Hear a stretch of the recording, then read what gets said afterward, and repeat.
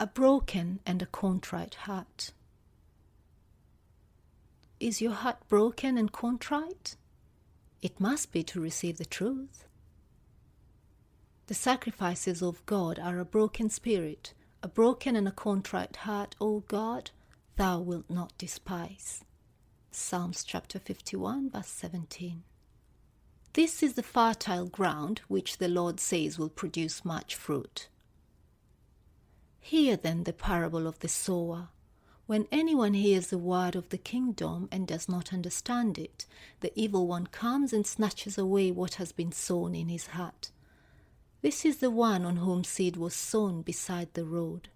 And the one on whom seed was sown on the rocky places, this is the man who hears the word and immediately receives it with joy. Yet he has no firm root in himself, but is only temporary. And when affliction or persecution arises because of the word, immediately he falls away. And the one on whom seed was sown among the thorns, this is the man who hears the word, and the worry of the world and the deceitfulness of riches choke the word, and it becomes unfruitful. And the one on whom seed was sown on the good soil, this is the man who hears the word and understands it, who indeed bears fruit and brings forth, some 100-fold, some 60, and some 30. Matthew chapter 13, verse 18 to 23. But blessed are your eyes, because they see, and your ears, because they hear. For truly I say to you, that many prophets and righteous men desired to see what you see and did not see it, and to hear what you hear and did not hear it. Matthew chapter 13, verse 16 to 17.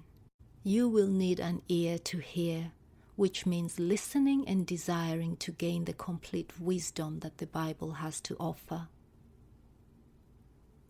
Meditates day and night.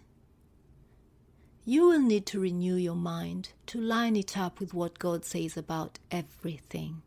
Most rely on what is popular according to the world's standards or follow the so-called experts in the field. Let's never forget that God is our creator. Does he not know how to deal with every circumstance or relationship he created? But his delight is in the law of the Lord, and in his law he meditates day and night. And he will be like a tree firmly planted by streams of water, which yields its fruit in its season, and its leaf does not wither, and in whatever he does, he prospers. Psalm chapter 1, verse 2 and 3. Thy word is truth. Satan will try to tempt you into rejecting what is written in this workbook. He may try to cause division by getting you to think or say that you do not agree with the author. First, it doesn't matter what this author is writing or saying. What matters is what God says, since he is the author and creator of life. Secondly, we must remember that Satan will try to discourage you. Division is one of his favorite tactics. If you don't believe what is written in these lessons, you have three choices. 1, you could talk to someone you know will agree with you. 2, you could just take what you want and pass over the rest like a buffet. 3, you could search the truth. Sanctify them in the truth. Thy word is truth. John chapter 17, verse 17. Please choose to search for truth. The truth is nothing to fear. Instead, it will set you free. If you abide in my word, then you are truly disciples of mine, and you shall know the truth, and the truth shall make you free. John chapter 8, verse 31 and 32. Again, if you question any of this material, I urge you to seek the word to find the truth.